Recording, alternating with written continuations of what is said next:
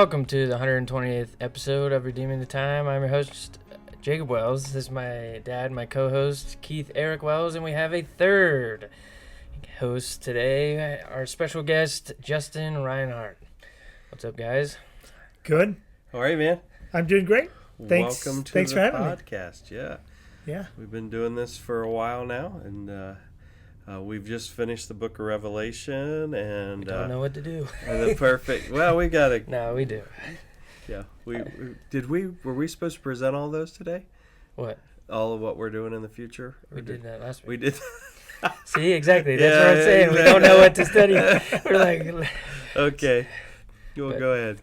So we kind of give you the timeline of what we're going to do. We're going to talk about random stuff, and then we'll ask Justin to give his testimony, and then we will go into some questions that I have. That you have, yes. Justin and I have already talked about some of them, but yeah. So I walked in your office last week, and you two were just talking away. Yeah, we talked for a good while. Yeah.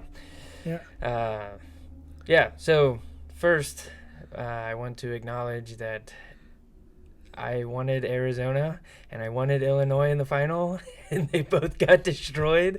Your streak continues. Yeah. So, like, every time he knows sports, but every time he predicts something on here, you can just bet on they're going to lose. I mean, it's just. Yeah. It's bad. I wanted the UConn-Michigan game. I thought that would be the better game. And It was all right. It was an okay game, but that's who I thought would win. And, so, he was like, oh, no, Arizona, Illinois. It's like, that's not happening. Yeah, I picked Duke, so once Duke lost, I didn't have any good thoughts about it. I'm similar to you. I thought the Arizona game, was going to be really like the final, but it was terrible. I don't know what happened. Yeah, that was a terrible game. Yeah. Arizona didn't show up at all. No. Yeah, so I saw a thing that said the Big Ten is the first conference to ever have three different teams win. They won the ladies' championship, the men's championship, and the college football playoffs. So we're the first to have all three victories. But then again, half the teams are in the Big Ten now. So that doesn't mean as much as it used to when it was actually 10 or 12 teams. Now it's, I don't know, what are we, 18 or something like that? I don't it's a know lot. anymore. Yeah. Coast to coast. Yeah. So kudos. Yeah. So who is your team? Who do you root for? Oh, well, for basketball, I love university basketball, college basketball, so I'm a UK fan. Yeah, buddy. And unfortunately, I knew it. Unfortunately, it didn't work out that great for us in the tournament this year. We just had a lot of up and downs throughout the season. You never knew which team was going to show up. Yep. So when you were in Turkey, are you enough of a sports fan to where you would tune in to watch a UK game or like an Ohio State football game or something like that? Yeah, so I didn't actually tune in to watch it live, but Sure. I would look at the highlights, or if I could find the whole game on YouTube or something, All right. I would do it like that. The one time we did actually subscribe so we could watch something live is I think it was one of Peyton Manning's first Super Bowls with the Colts. Yeah. I wanted to see Manning win one. All right. And so we had satellite at that time. And so there was a channel on that satellite, the provider that had NFL. That was a while back. Yeah, it was. That was a while back. I thought you were going to say something like Sling. We had Sling for a while, and Jonathan would go in through. He's a big Ohio State fan. He would go in through our Sling, and you could always, the light would come on, and you're like, TV's not on. What's going on? Yeah, right. That type of thing. So do you have a football team or anything? So it's kind of weird. Everybody will just say, "Oh, you just chose the best team at the time." Yeah. I can't even remember when I chose these teams, but so college basketball is UK, college football is Ohio State. Yeah, you're a homer on Yeah. both. You definitely grew up in this area. I kind of think I was actually thinking about that, and I think that remember the Leitner shot? Yes. Oh yeah. Okay. Well, no, but I've seen it. Yeah, you see. So I think I was 10, around 10 or 11 at that time. And I think it had something to do with that hype. Because I remember at least watching the highlights. And so I think it had something to do with that. And I was just like, all right, I'm cheering for UK. Yeah. Now, From your hatred of Leitner. That's right. Yeah. Everyone hates Leitner or something. He's made a lot of money off that hatred. Yeah. Yeah. Right. Okay. So do you care about baseball? Is it like, do you have... I like baseball. I like all sports, but I'm a Reds fan. Okay. Yeah. So are the kids sports fans at all? Or no. Because it's just not part of their culture. Mm-hmm. Yeah. Right? Maybe soccer. Is soccer big over there? Yeah, they like to watch. Yeah, soccer is big, and we like to watch like national games. So like a World Cup type thing. Yeah, or if Turkey's playing to try to get into, or the U.S. Yeah, we like to watch those type of games. But just like MLS or something like that, I like it, but they don't really care. Yeah. Even with March Madness, they were just like only to win their bracket. If their team was playing and they really wanted to hope they won the bracket, they would watch it. Which Braxton won, their friend group won, right? Which was crazy. He picked BYU. So they won? His champion, because no one picked the champion, I guess. Oh, okay. So he had the best bracket overall because I think he had UConn in the final or something like that. Yeah, it was something like that. Michigan and all of those guys? That's hard to believe. Huh? No, I think most of them picked Arizona to win it. Yeah. Okay. So fair enough. The other one seed. I forget what I was gonna say. Oh, Braxton's been playing basketball on Tuesdays though. Okay. So his friend with Cohen and Jonathan and all them, he was like, I gotta figure out basketball. He's a force in the paint. He gets the rebounds. And knows how to go up with it. He likes the battle. He likes he does. He likes the battle. Yeah, he's the opposite of. He likes to push around down there. And really? Yes. That, and he's a pretty skinny guy to want to do that. But he can do handstands for 30 seconds. Oh yeah, I know that. He's built. He's done that whole put your hand on the wall and act like you're walking up your legs. Yeah, that's crazy. Yeah, he's got body control. So he likes to do the battle down low. Okay. Yeah. They've had a totally different upbringing than I did, going to daycare and then Christian school. Mm-hmm. And there was just always, sports going on. And for them, outside of doing some summer soccer, it was whatever their friends were doing. So, it's kind of funny. I kind of take things for granted. Of course, this is what you do in basketball. Or this sport or that sport, and they don't know, so they're still learning. That's cool. Yeah. So, what's your biggest shock coming back to the States? I know you guys came back on furlough occasionally. What's we didn't ask you. We were going to ask this, but culturally, what's been your biggest thing that you've noticed? Because you grew up here, and then but then gone for how long were you? I was here till 25. Okay. Yeah. And then 17 years gone. Yeah. Back and forth. I mean, you came back 2 or 3 times, but. Yeah. Man, so changes. Well, culturally, things seem to happen, especially after COVID, seem to happen pretty quick. With the whole sexuality and those type of cultural differences going on. It seemed like it just took off. And that was something that we didn't deal with a lot where we were in Turkey. Mm-hmm. You had some of that, but overall, it's still kind of taboo in the culture. And so, we didn't deal with that a lot. So coming over here and seeing the arguments that were going on and, politicizing all those things. Yeah. Yeah, and even the, polarization between sides in politics, and it wasn't even politics. It got into everything. Yeah, everything. Really. Yeah, I would agree. So that was a big difference regarding culture. I think the other big difference that's just something that we're still getting used to, because we spent so much time there, and when you're dealing with people, it takes time, just like it does here. But the amount of time that this culture spends with someone compared to the amount of culture that someone spends there in Turkey is a big difference. Yeah, you mentioned that several times. Yeah, so we're still trying to get used to that. Explain what you mean by that. But yeah, so because it's not good on our side. Yeah, so if I'm going to have a lunch meeting, for example, it's not really one of those things, unless I was working for a big business. In general, it's like I'm going to take however much time I need on that to make that person feel like they're valued. And so that's not going to be a half an hour for sure. It's going to be at least an hour if they have things to do. But if their jobs are pretty flexible, you could go 2 hours for sure.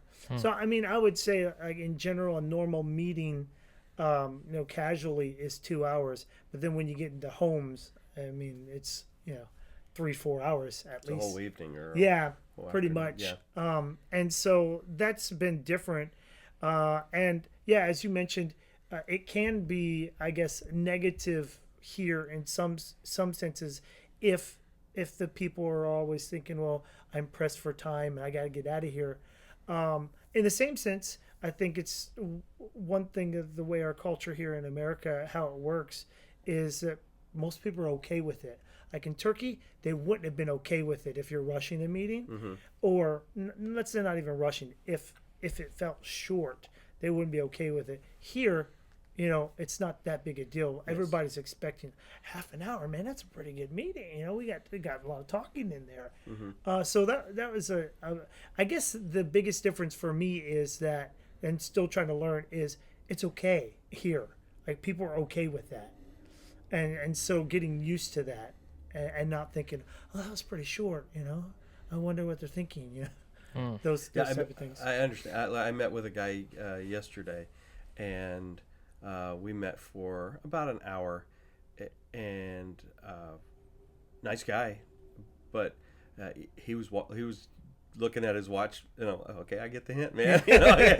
You don't want to be here. That's fine. But I don't know if it didn't want to be there. But I don't want to say it that way. But you could tell he had another meeting. He was ready to go and that kind of thing. So yeah, it was interesting. So yeah, different culture completely. And I think that's the rest of the world, actually. Go ahead. What were you going to say? What do you mean? I mean, if you go down to Central America, they're not as rushed. We're the fastest. Yeah, we're the fastest culture where we're already thinking about the next thing. Oh yeah, I mean, just even like vacation and stuff. I used to work for a German chemical company, and the day you hired on, you got 6 weeks vacation. No, you didn't ever get it. You didn't ever get any more. But from day one, and when you took a vacation, when they'd say we're going on a holiday, they weren't like, I'm taking a 3-day weekend. They were a month later they would be back. It's like a month. Yeah. How did we get anything accomplished with you guys? And that was culture. Yeah. Very family oriented and very interesting. Yeah. So. Yeah, that'd be a good topic for you guys to talk about their time and all those type of things and how it's changed in America.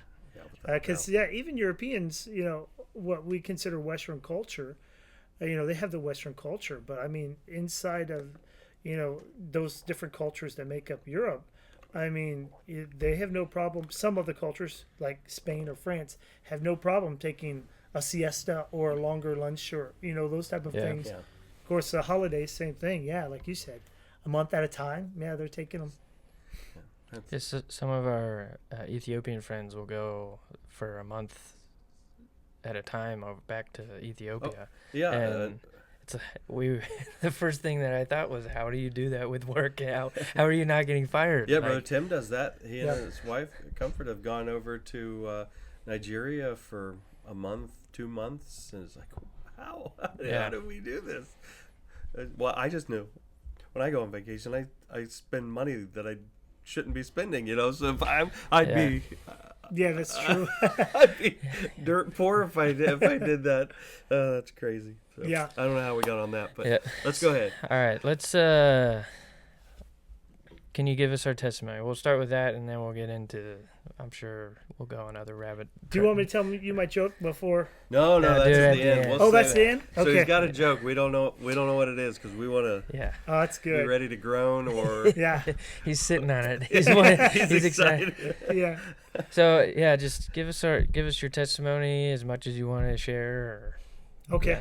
Yeah, and if I leave out something that you think is important, feel free to ask. We don't know it all. So. Yeah, that's true. So I was born and raised close to here in Hamilton, Ohio. And by the time I was born, both my mom and my dad were believers in Christ. And then when I was young, by the time I was 5, I think, my dad was brought on staff at the church I grew up at. And so he was the maintenance man, and my mom was secretary. She grew up in that church from the time she was little. So they had daycare and different things that she worked at from the time she was a teenager. No, the pastor was her brother? Pastor would have been he would have been a cousin-in-law. Cousin-in-law. Yeah. Cousin-in-law. Oh, okay. Yeah. So he right. was married. He married one of my mom's cousins. Okay, gotcha. Yeah, and so that gave me a huge opportunity to hear the word all the time. You know, I mean, probably similar to you, yep. where you live at church. Like you spend more time at church than you do at home, and so I saw all the different ministries of the church too, and my parents were helping out in the youth ministry when I was young. I don't remember exactly how old they were how old I was when they took over, but they eventually took over for youth ministries, and so I got to go on youth activities when I was 10, doing all the cool things that they were doing, but it allowed me, that upbringing allowed me to have the opportunity to have the seeds of the gospel planted in my heart from a young age. When I was 5, I did make a profession. I saw, looking back, I understand more.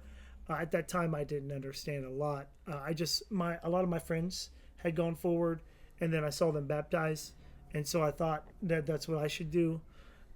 So I did that.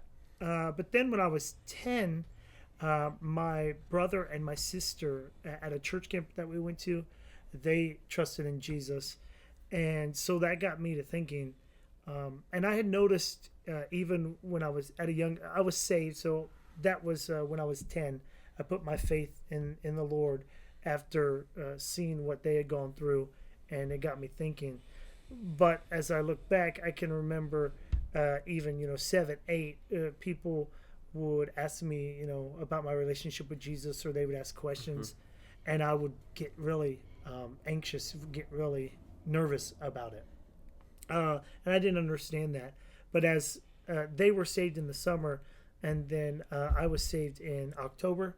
So in those few months in between, I could feel the struggle in my heart. And so I put my faith in Christ at 10.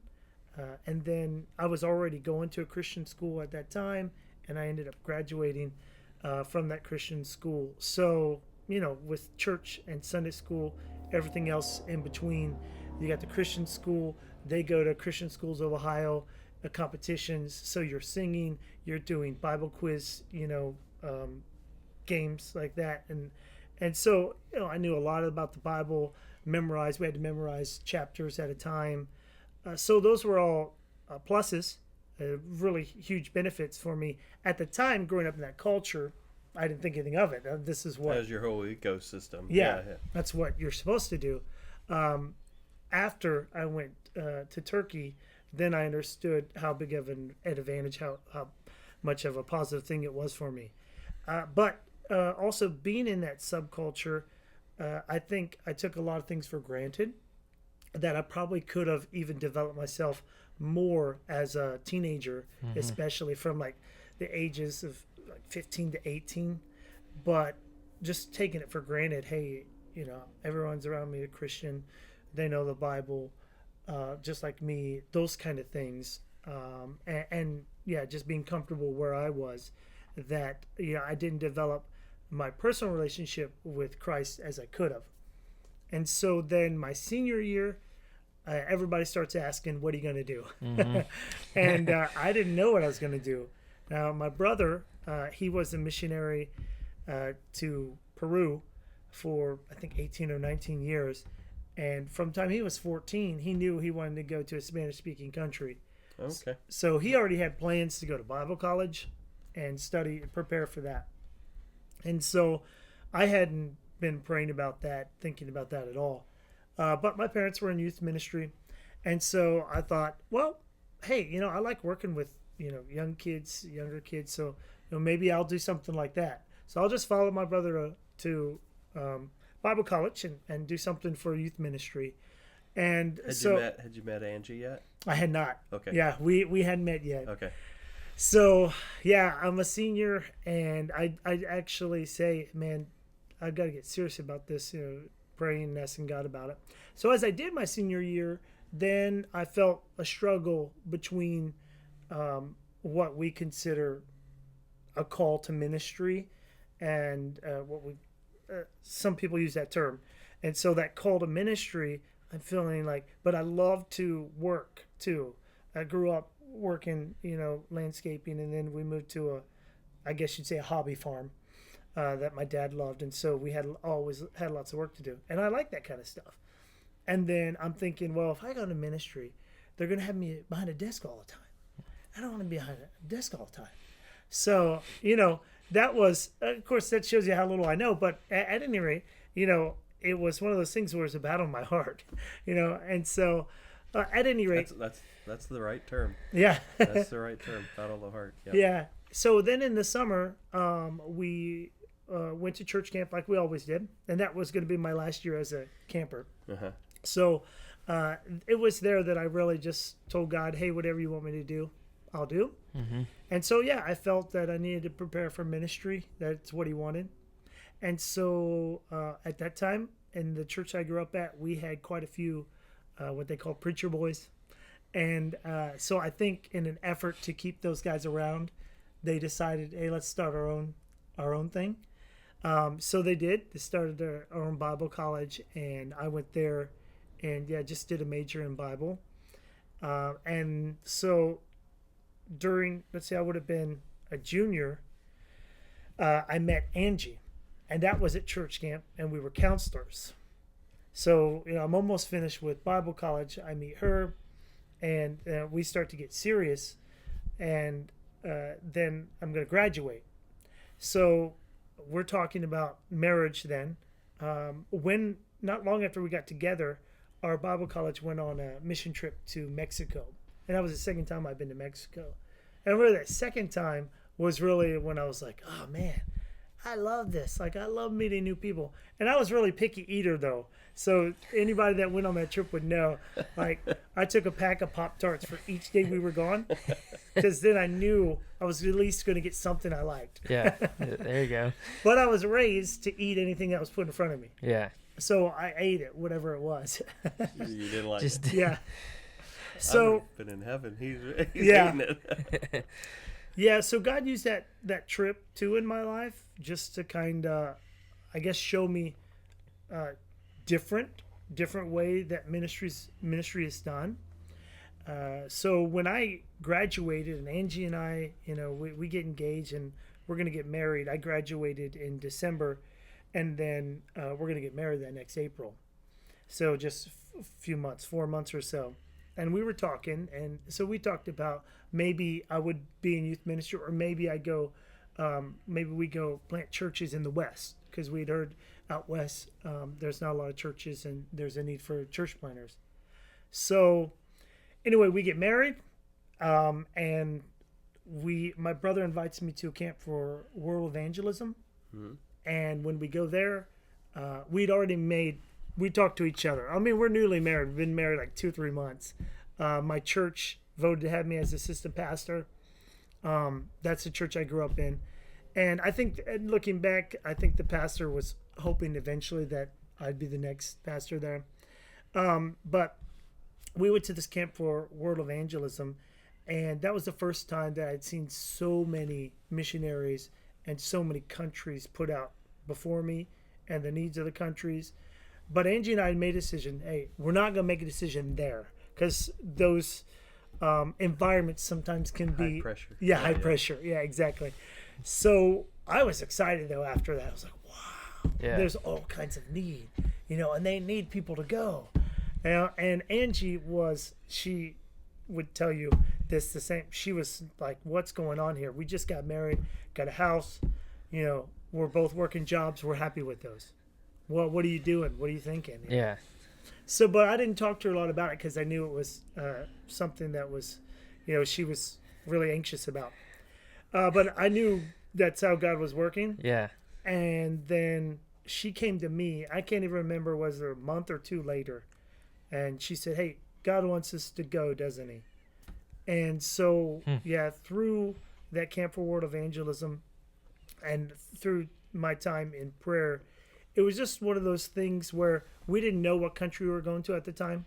We just knew that God wanted us to go. Like, I kept going back to the fact that there were thousands of guys who would have loved the job that I had, or maybe waiting in line, or maybe studying in Bible college to start out with that job. But in my heart, I wanted to go. And that's not what everybody doesn't want to go. And everybody can't go. And so we just kind of followed that leading. And the way we settled on a country was we began to think of, okay, where aren't the missionaries? And so we looked, and all the research that I had brought up were 1040 window countries or Muslim countries. Explain that, what 1040 window. Some folks might not know what that is. So 1040. I don't know what that means. Yeah, the 1040, if you look on your map, now I don't know whether it's longitude or latitude. But anyway, look on your map for the 1040 window, and it's basically if you take the world and you go kind of right through the middle of it on your map. And those are countries where you have to be creative to stay in the countries. They don't have a lot of access to the gospel or hearing the gospel. And in general, they have very low percentage of Christians compared to the population. Yeah, mostly Middle East, mostly Northern Africa, Muslim nations. Mostly. Yeah. So with studying that, then I had a heart, hey, well, who are these Muslim people? What's Islam? And so then I began to get all the books I could at that time. Now, 9/11 was very fresh still in the memories of Americans. So people were afraid when we started to talk about going to Muslim country. And at that time, most Americans didn't know a lot about Islam or the countries of the Middle East. And myself included didn't know a lot about it. So I was reading and studying as much as I could. And it ended up, we looked at a lot of different countries. And at one time, we were really strongly thinking that we were going to go to Indonesia. Oh, okay. But I messaged a guy that is still there in Albania. And I mentioned the countries I studied. One of them was Turkey. And he told me, hey, you need to get my chapel lessons on why we should take the gospel to Turkey. And so I got those because at a Christian college he taught those chapel lessons. So I got those lessons, and I was like, it's doable. Like you can go to Turkey, and you can share the gospel, and you can plant churches. And so through that, we started looking for a way there, and we got in touch after months because nobody wanted to answer their emails. They didn't know me. They didn't know if it was a setup, those kind of things.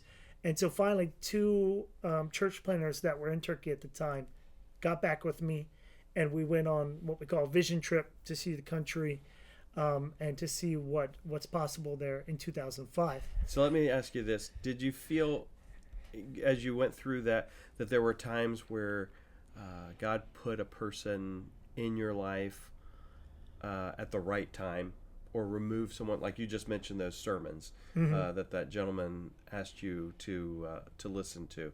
I mean, that kind of timing is pretty consistent, I think, with people that have been drawn to certain ministries. But can you speak to that? Yeah, there was actually a time I can't remember whether we had already decided to go to Turkey or not, but when I was studying Islam, we were trying to meet Muslims as much as we could just to talk to them, to understand them better. And we had gone on this little short vacation. I think it's like Pike Lake State Park or something. It's a little place in eastern Ohio, and we had been praying to meet Muslims, and one of the couples that was in the cabin close to us were Muslim. Yeah. So we happened to be at the lake, around the lake at the same time. So I had opportunity to, ask him questions and begin talking with him. So that was one that kind of just allowed us to get to meet the people that we were studying about more. And then through some connections that we made while we were on we call support raising, we ended up staying 2 weeks in the Detroit area. And they had given us, the people up there had given us their house for the time. And so that gave us, and up there, as I would learn later, they go through, they're living their Middle Eastern culture out. And so in the summer, people out in their driveways, it's 11 o'clock and still playing games, and, and they're playing, what's the game with the marbles? And they got the holes, Mancala. Mm-hmm. Yeah, so the Yemenis kids were. What that is? I have no idea what. You've seen it. They were teaching me how to play that in their way. So that was another opportunity that we had before we went overseas to kind of understand the culture and the beliefs of the people that we were going to be working with. And then another big one was just meeting somebody in Turkey that was actually doing the work, the gospel work there. And that was funny because we had emailed this person. Oh no, before we got their email, Angie's brother works in construction, and his boss was a Southern Baptist pastor who went to school with a young lady at Cedarville who married a guy, and they ended up going to Turkey. Oh, wow. And they are the people that got a hold of us and said, "You please come visit. We'll tell you everything we know, and help you meet some others that are doing gospel work there." So those were like three big ways that kind of confirmed it, if you will. Yeah, that just doesn't happen. Awesome. Yeah, it just doesn't. So you knew it was Turkey, then you knew you were going to Turkey. Then what was? We don't need to know all the details of getting to Turkey, but once you were there, what was your experience? And because you were there 17 years. Yes. So. Yeah. I mean. So we went in with the thought, hey, this is whatever's different. It's okay because this is our new home. Yeah. And so we need to learn it and we need to accept it. And so we did that as much as we could, and jumped into language learning. And then a few months. Is that Farsi? It's Turkish. It's actually called Turkish. Oh, yeah. Farsi would be Iran. Yeah. Okay. Right. Now, so they, because of the Ottoman Empire, basically them being a continuation of the Turkish Republic, the language has a lot of Farsi and Arabic words in it, a lot of influence there. So after a few months there, we didn't know at that time, we'd heard about culture shock. Well, we didn't know what it looked like, but my wife started to have culture shock. And we also found out that she was newly pregnant with our first son. And so that mix of, new pregnancy and everything that goes with that, on top of culture shock, that was really a rough year. Yeah. That was rough for her especially. And so I would be coming home and, studying and like gung-ho about learning Turkish and getting out and meeting people, having people over and stuff. And she didn't want to speak Turkish. She didn't want to see any Turkish people. She, that's where she was at the time.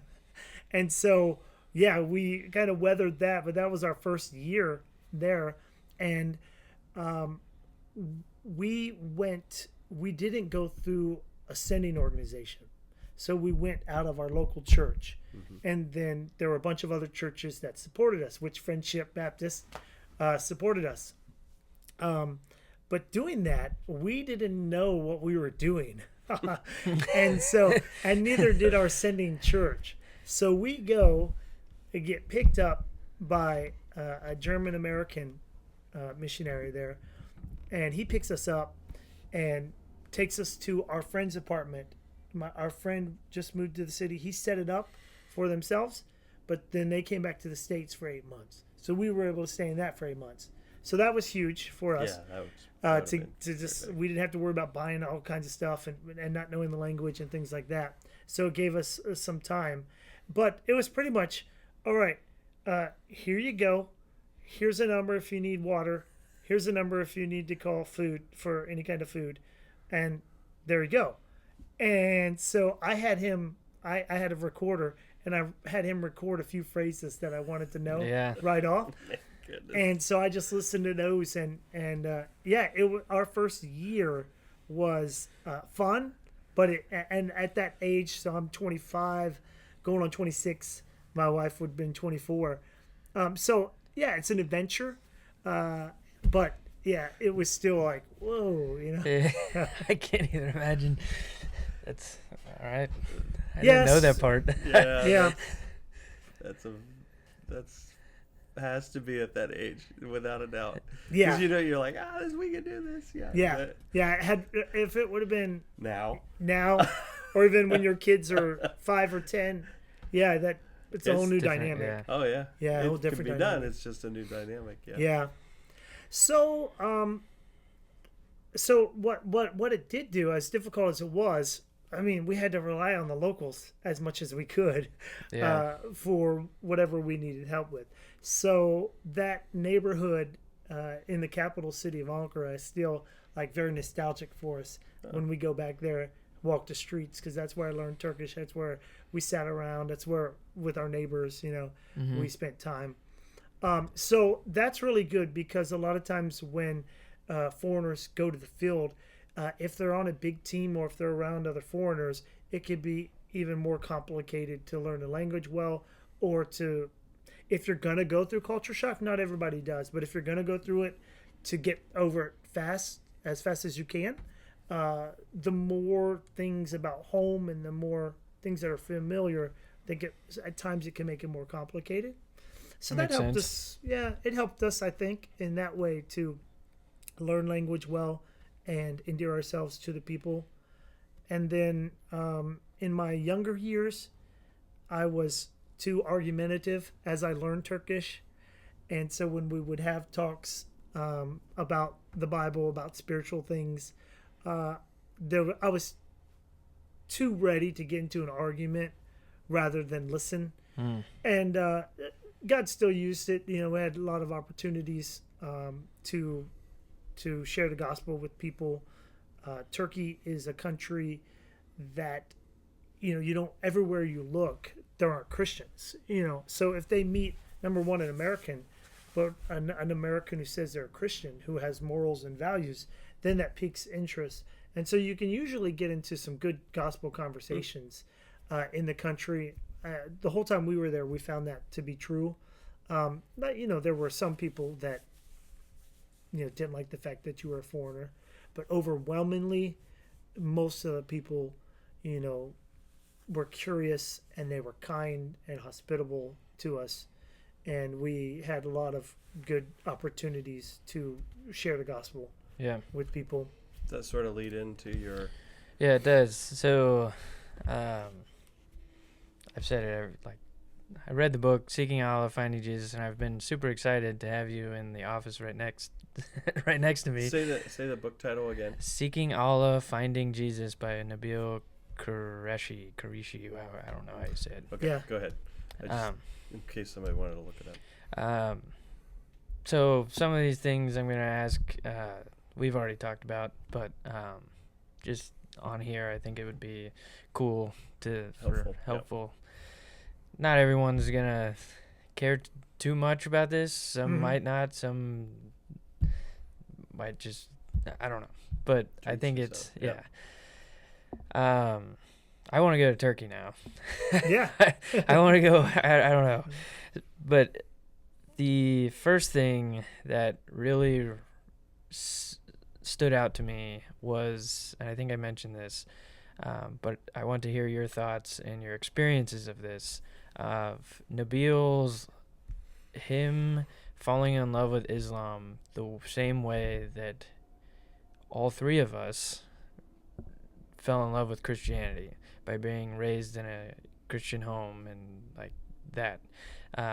He was raised in a Muslim home, worshiping Allah, all that type of stuff. The same things with quizzes and all that stuff. And a whole ecosystem of Christian. He didn't know anything else. Yeah, right. Everything around him, his family, his community, everything was like ours is Christian. His was Islam. Yeah. Mm-hmm. But he did not grow up in a Muslim country. He was all over the place because his dad was in the military. So he was part of Western culture, and that plays into him different things that we can talk about later. But the big thing throughout his testimony was the battle in his heart of family, culture, those two things, family and culture versus truth of who God actually is. And that was a major deterrent for 20 years of his life, because it came down to, am I going to choose this ecosystem that is comfortable, or am I going to, what he found out was the truth? Which one am I going to choose? So while witnessing and talking, you said you were first argumentative, and that turned Nabil off. So that's interesting that you said that. But did you see that struggle within people's hearts? How did you go about that? What is your experience, and can you speak on that? Yeah. And let me say too, I want to clarify something for anybody who knows who's watching. But when I use the term missionary in Turkey and in Muslim countries, a lot of times that can be misunderstood as someone who is working or sent by the government of the United States. Oh, really? And does the government wishes, even though they may be actually a religious man, a religious professional, they're in some way working with, the U.S. government. So that's why, in Turkey, I guess because, go ahead, I'm sorry, I interrupted you. No, in Turkey, we wouldn't use the term missionary because it was a misunderstood term. Yeah. Now, more and more, they're understanding what an actual missionary does, but there's still so much baggage with it, and they still, even if they understand what you are doing, you're just sharing Jesus, you're planting churches, you're helping Christians that are there learn their faith. Even if they understand that, they don't understand how you get your money. They don't understand all of that. So they fill in the gaps with the wrong answers. Yeah. Generally. So they think you're like an agent of bringing Western culture to Turkey versus. Yeah. Okay. Yeah, very much so, and doing whatever your government wishes, if you will, to the point of you may even be working to divide the country. Oh wow. Yeah. And if they see it as undermining Islam, I could see where they could come to that. So when people came with questions, what was that backstory of how did they get to that point where they were questioning Islam, questioning things? Was it different things that they saw, different things that they heard about Jesus, or things that didn't sit well in their minds about Islam or Muhammad or any of those things? Or what brought them to you or to reach out to you? Yeah, it was like all of the above, almost everything that you were talking about. So in our experience, now we have a specific experience in Turkey dealing with the Turkish people, but in our experience, people had some kind of contradiction. They had experienced some kind of contradiction of their faith. So, for instance, if it is Islam is a religion of love, then they maybe saw some history. Maybe right in those years that we were there was violence being done in the name of Islam. Maybe it was something they saw in their government officials, especially in Turkey with the religious officials. They saw how they lived. They saw how much money they had. To them, that was a contradiction of what religion is about. And it goes the same thing with some of the things that they heard about Islam or about Muhammad, if they found out some of the things of his life, whether it was marrying the young girl, that's a big deal. Yeah. That can be a big argument, but it doesn't matter. Whatever it is about his life that they knew, if they then came across the fact that in this time, the time that we're living in, it doesn't seem right or it doesn't make sense to them, whether it was right or not, we're not arguing that. It was a contradiction in their mind. And so they said, most of them would just pull away then and say, well, this isn't the religion that I thought it was, or this isn't the religion for me. I need something different. Yeah. And for the most part, most people that we met with, they would say, well, I'm not to the point where I say there's no God. There is a God. And so then a lot of them would begin studying Christianity, and then they would want a New Testament. And then that's how they got in touch with us. Yeah, I'm not ready to say there's no God. There was a story that Nabil told about his dad seeing a vision or something. And come to find out the vision was trying to get his attention, but he thought it was from Allah. And so that's very, they know there's a God. They just yeah, who that is different. I think so. I'm just gonna call it the video. We're redoing this. The video. These last 5-10 minutes. Yes. We are. So yeah. You had the question about. Yeah. Something. So how often was it that they realized, okay, there's a difference between Allah and Jehovah? Yeah. And did that ever come into play? Yeah, generally it did not come into play before they came to faith.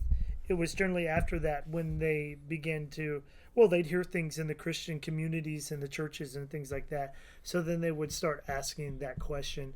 But as they were studying Christianity, the majority of their focus was on Jesus. So they were assuming that we were worshiping the same God. But instinctively, I think as they understood who Jesus was, then they would understand, well, there's definitely a difference. Maybe it's the same God, but whatever is being explained to me in the Quran and what's being explained to me in the Old Testament, New Testament, that's definitely different. Yeah. The whole Son of God, Son of Man. Yeah. Right. Yeah. I mean, that was a big issue, focusing on Jesus. A lot of them would have that question, Son of God. For there are traditions that they've learned.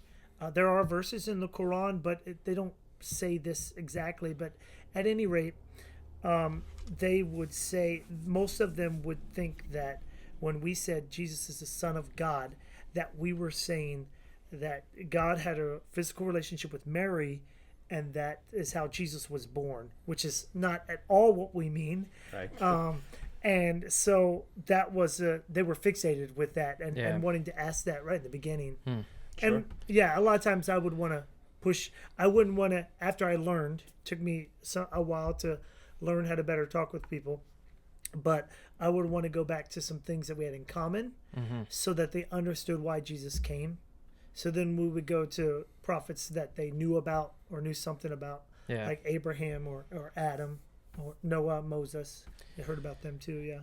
Yeah, in his book, Nabil doesn't talk about the difference between Allah or Jehovah. He was, I mean, it's the crux of Christianity, but if he's actually the Son of God, and if he claims to be God, if he actually died, or there was a switcheroo right before, or he wasn't actually dead, and then if he actually resurrected, or if it was stolen, or people hallucinated, they have all kinds of theories. So that was, I didn't even think about that until you asked that, because he just, it's not okay.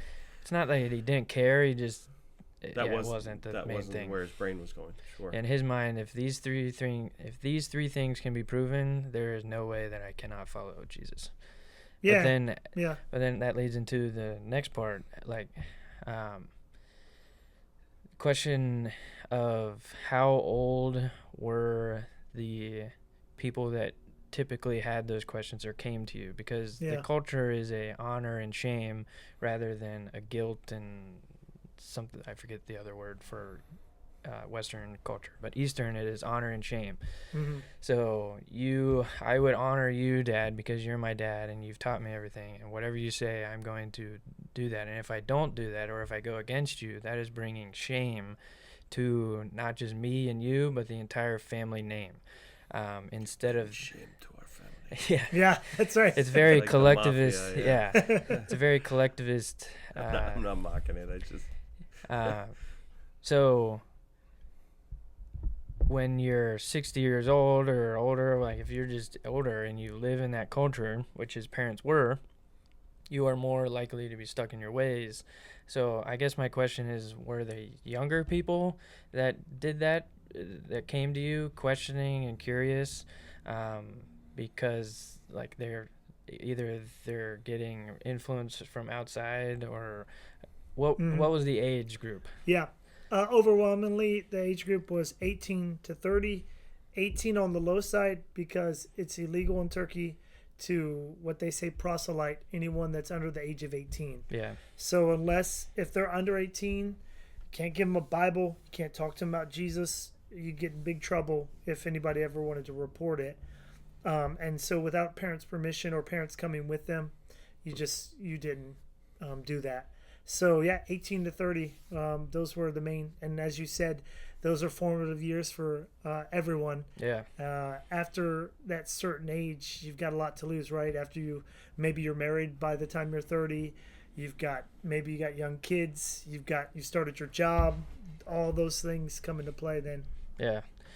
So the verses, Matthew 10:31, after reading, because he went through these, Nabil did, and it has an entirely different meaning when you understand that context of what they were going through. Yeah. Because as Westerners, we read that, oh yeah, like, okay, if I became, just hypothetical, if I started believing in a different whatever, that does not have the same lasting effects as it does in that culture. So you are not just, it's different. So when Jesus is saying in Matthew 10:31, fear ye not, therefore ye are of more value than many sparrows. Whosoever therefore shall confess me before men, him will I confess also before my Father which is in heaven. But whosoever shall deny me before men, him will I also deny before my Father which is in heaven. Think not that I am come to send peace on the earth. I came not to send peace, but a sword. For I am come to set a man at variance against his father, and the daughter against her mother, and the daughter-in-law against her mother-in-law. And a man's foes shall be they of his own household.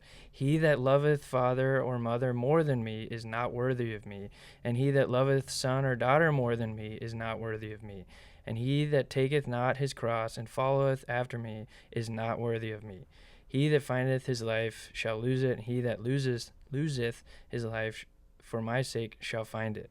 He that receiveth you receiveth me, and he that receiveth me receiveth him that sent me. He that receiveth a prophet in the name of a prophet shall receive a prophet's reward. He that receiveth a righteous man in the name of a righteous man shall receive a righteous man's reward. Yeah. Yeah, it brings another level to that. That brought him, he was saying, it felt like Jesus was speaking directly to him when he was reading those. And every question that popped up after a verse, he would be like, are you serious? How are you putting, like, the verse about, I'm not coming to bring peace, and I'm going to set you again at variance against your father. It was like, that's what you're doing in my life, right? Because of my dad has taught me all of these things, and what you are telling me to do or telling me to believe, or the truth that you're showing me is directly opposite, and yours. So I don't know that. We don't understand that. No. And in Turkey, so when someone comes to faith, we don't see a lot of what we would consider violent opposition to that, where somebody is going to be killed because of their faith. Mm-hmm. But it does happen some places, right? It does. Yeah. There are places where the person has had to leave for a time, get away from where their family is. But in general, it's exactly as you're talking about, and Nabil in that book, as he wrote of his experience. It's especially so when you're a university student, you're almost entirely dependent on your parents. They take everybody's full-time student there. There's no such thing as part-time and you work. It's full-time. Mm-hmm. And so you're loaded with classes, and your job, your parents want you to do great in school because it's an honor for them, and it's something for the whole family to say, hey, look, we have success here because we've sent our kids, we've educated them, and look at what they're doing, and look at what jobs they have now. And him and his sister were gonna be doctors. Yeah, exactly. And so same thing, very similar in Turkey is when they then, let's say they're 19 and 20 and they're thinking about becoming a Christian, they've understood that what the Bible says is truth, and now they're counting the cost. Yeah. They have to count all of that cost and say, what happens if my family doesn't give me any more money to live on? Then what am I going to do? Yeah, counting the cost is very accurate. Yeah. So it also adds another level that we don't appreciate as much. We speak of the church family, and I mean that's such weight. Yeah. Because that becomes everything to them, right? Yes, it does. Yeah. And there are times when we have talked with singles or couples. We didn't have a lot of couples in our churches, but a lot of times it could have been a college guy who maybe had an extra bed or had enough room if that needed it for a time.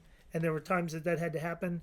There were times that it never happened to me, but people I know where they had to take in a college-age student, almost as their child for some time until things calm down with their family.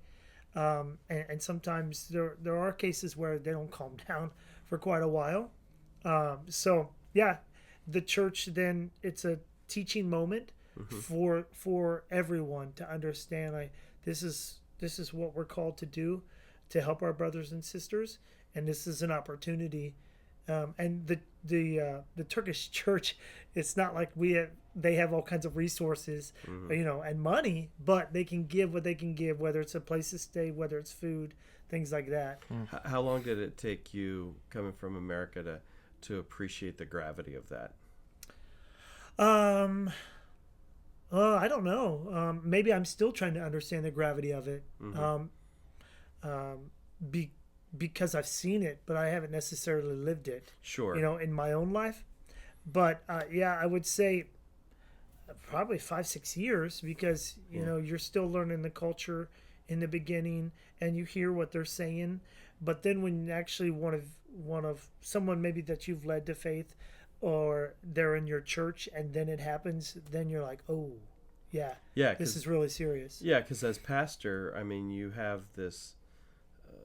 There's somewhat of a sense of ownership there with a person and how their life's moving forward, and you're like, I somewhat brought this on them, right. by sharing the faith, and God wants us to do that, but with that, I've got to imagine the weight that you as a pastor and other guys that are there, it's something that we don't experience as much here. There is some, I mean, we do have that to a minute degree, but I mean, it's nothing like that, where they're literally giving up their entire safety net of life to follow Christ. And it never sat well with me, because we have the parable of the prodigal son. So even if as our relationship, we're father-son, like, even if I didn't walk away, you would never disown me to the point of some Islamic families. You would not agree with me, but I hope you would never disown me as your son. And Nabil's parents did not do that. There was rough tides for a while there, but there would always be a bridge for me to come back. Mm-hmm. And from what I read, there are some times where the bridge is burnt and there is no coming back. Yeah. And that is the opposite of who God is. So that never and it's a delicate time in a new believer's life, because whoever has been working with them and led them to faith, or answering their questions, if we haven't done a good job of saying, hey, by the way, if you make this decision, like, look what Jesus said happens if you make this decision. Look what it could. It's not gonna be, might not be easy. Yeah, it's not the America door knocking. If you were to die tonight, 100% sure you go to heaven type conversation. And joy. It's like your whole world's gonna change. He said it was a year of his life that felt like. Just torment in the family. Yeah, and you can imagine he described it as. But then does he at the end turn and share the joy that has come to his life from faith? And I assume.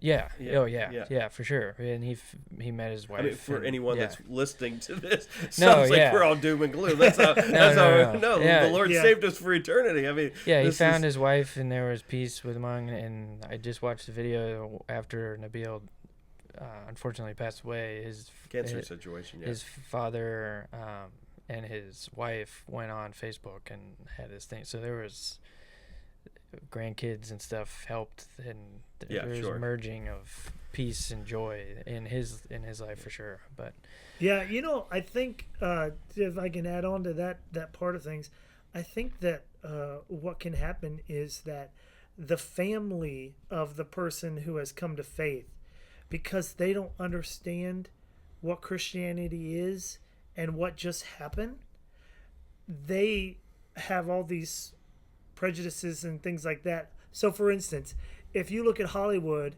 and you said that's what Christians are, and then your kid says I'm a Christian, then you're going to think, what in the world? Yeah. So a lot of times it has to do with that. Of course there's the shame factor, just like, hey, we're a good Muslim family, what are you doing? You just ruined you just ruined our whole reputation. But on top of that is all right, what did my child just do? What are they into? Yeah, his mom accused him of being brainwashed by David Wood, his buddy. Who led him through he's like, you're being brainwashed, you have no idea what you're doing, like, you'll come back. Like, it's the stages of grief. She was in denial. Sure. Right. So I got one more question, if that's all right. Yep. As long as we're good. So the Sahiths, which are things that happen, or what are the Hadith? Hadith. Yeah, sorry. yeah. Hadith is the stories or the teachings or the actions. It's basically someone telling the story of Muhammad, right? And there's different how he versions. lived, the different things, how he acted, So there's he said. There's the Quran, which was Allah speaking through Muhammad, right? So or just the words of Allah. Yeah, the words of Allah, and he would just write them. Yeah. And then there's the Hadiths, which is all of they're not on the same level as Quran. These are just to help better understand Muhammad, correct? Yeah. So, but they give a lot of in the day-to-day life of a Muslim, it gives a lot of direction if you're trying to figure out how, in certain circumstances, what you should do. Yeah. So, I read some. Yeah. And one of them was grotesque. Sure. Won't go into that.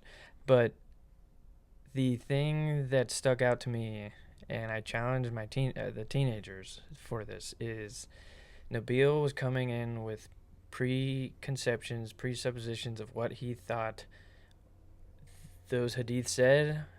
He knew parts of the Quran, but he was coming at Christianity with a scrutiny that he was not giving Islam. So he was just blindly accepting Islam's teachings. But with Christianity, he was like, no, that can't be true. And so his buddy, David Wood, and then there's a few other guys that he met along the way of their apologists. They were like, you need to attack Islam with the same scrutiny that you're attacking Christianity. And when he finally did that, because of an embarrassing situation in his life, he read these hadiths and he read those grotesque things about Muhammad, and he was like, I have never been taught this stuff. And that was one of the moments of him, maybe I don't know what I'm actually believing. And so when the teenagers, after I finished the book, we were talking about false religions, so the timing and everything, we were talking about that earlier. But the timing couldn't have been better because I was like, do you know what you're, like, are you blindly following what I'm teaching or what the pastor's preaching or anything like that? How you've been raised, yep. Yeah. And then it clicked, the difference between Christianity and Islam and other religions. If you question, then that's not good to question. You just follow what they say and do what they tell you to do. Question. But we're encouraging because we're not afraid. We're not afraid that you'll find the truth because the truth is Jesus. Yeah. And that was profound in reading that. Did you experience that with people where like the light bulb clicked or some like that aha moment or the challenge of the scrutiny, I guess? Did they give that? Yeah, so in general, the Turkish people, I don't want to say are less religious, but maybe they don't know as much about the Islam, the religion of Islam, as maybe some other countries in the Middle East. Because, when Ataturk, the founder of the Turkish Republic, when he came in, he made it a secular country. So they're not ruled by Islamic law. And of course, they will learn Arabic in religion classes and things like that. And those that, want to read the Quran in Arabic, they'll read it. Most of the time, they don't know what it's saying, but they learn how to pronounce the Arabic letters. And so they're able to read it like that. But they don't understand it in its original, if you will. And so I think sometimes they may be a little bit, maybe just a step removed from maybe some of the other cultures, the other countries that are, Muslim or majority Muslim countries. That being said, they do know a lot of the famous hadiths and most of the famous sayings in the Quran too. Yeah. And so when we would talk to them and a lot of times just ask them questions, when it came to the Bible. Okay, so you're saying the Bible has been corrupted, right? When was it corrupted? Why was it corrupted? Where was it corrupted? Yeah. How was it corrupted? And then we would ask these questions. And generally, they're going to say something that they heard in, religion class or something like that. But it doesn't hold up to the history of Christianity. And so then we would be able to get to the point, well, let's just say that this is God's word. I mean, the Quran actually does talk about it.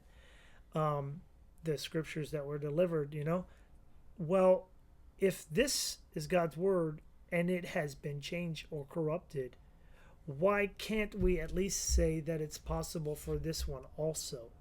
Of course, they have answers for that. I'm just saying, talking about... Sure. Get some thinking. Yeah, thinking. We need to be able to ask the same questions, like you said, of your religion as you are thinking about the other religion, too. Yeah. And so, I mean, yes, there are all kinds of times when they read a tradition, from the Hadith, and they're like, what is that? I did not know that was in there. Yeah. And so then if they continue to research, now a lot of them will just shut it, and they may sit on it a while because they're afraid. Yeah. I do not want to go there because if I go down that road, that may mean that I lose my faith. Yeah. Yeah. Who am I to question Allah? Yeah. And they or his prophet. Some of the best conversations I had were with college students because a religious leader that they would go to a lot of the times would be answering, don't question. Yeah. This is what it says. And yet I'm a religious man and I would let them ask whatever they wanted to. Yeah. And so we would see that. Yeah. Yeah, with Nabil's journey, he went to a different teacher. I don't remember the name, but he would go to different mosques or different places, and he went to like a bunch. How do you answer this? And they gave the same answer, and it was to him hogwash, and he was like, I don't. What am I? What have I been believing my entire life? Yeah. Interesting. Yeah, it's fascinating. Well, thanks, Justin. Thank you for joining us. Yeah, I really my pleasure. It. I've got 50 other we questions. Could probably get 2 more hours. Yeah, sure. Yeah, easy. There's a lot of questions that I didn't ask just due to time. Yeah. All right, so pull it up. Let's hear the. This is the joke. All right. This is from your uncle? This is from my uncle. All right. Why do people in Athens hate getting up early? Why? Because dawn is tough on Greece. That's pretty good. I'll give you that one. That's good. That's probably one of the better ones ever told on there. All righty. Well, you guys have a wonderful week, and we start into our new series next week, and hope you'll join us with that. But we'll talk to you later. Love you guys. Have a good week.